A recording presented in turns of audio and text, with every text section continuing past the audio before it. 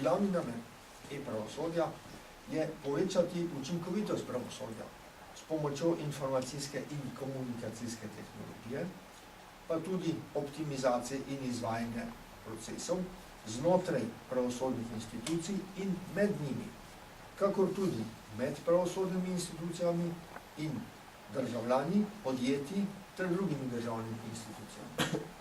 E-pravosodje se odvija v okviru treh med seboj tesno prepletenih komponent: tehnološke, organizacijske in institucionalne. Sodni zaostanki oziroma daljši čas reševanja zadev na sodiščih zmanjšujejo pravno in tudi siceršnjo varnost. Manj učinkovito ali neučinkovito pravosodje negativno vpliva na zaupanje državljanov v učinkovitost pravosodnega sistema in posledično na blaginjo družbe. Informatizacija pravosodnega sistema bo vplivala na delovanje vseh mehanizmov, ki so vzpostavljeni v pravni državi, kakor tudi na lastno učinkovitost in prispevek k kakovosti življenja državljanov in k učinkovitemu varstvu pravic. Kateri so cilji e-pravosodja? Cilji e-pravosodja so predvsem naslednji. Najprej vzpostavitev sodelovanja med pravosodnimi in drugimi institucijami in vzpostavitev varne povezljivosti pravosodnih sistemov ter zagotovitev sodelovanja med deležniki na vseh ravneh. Nadalje, prenova in nadgradnja informacijske in komunikacijske infrastrukture.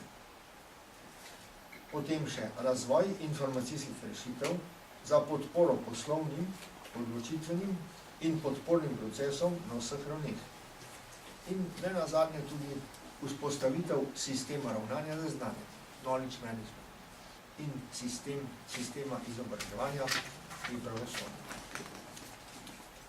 Z e-pravosodjem želimo doseči, da bo slovensko pravosodje s popolno informatizacijo e-poslovanja v prihodnosti postalo eno najbolj naprednih in najbolj razvitih v Evropi.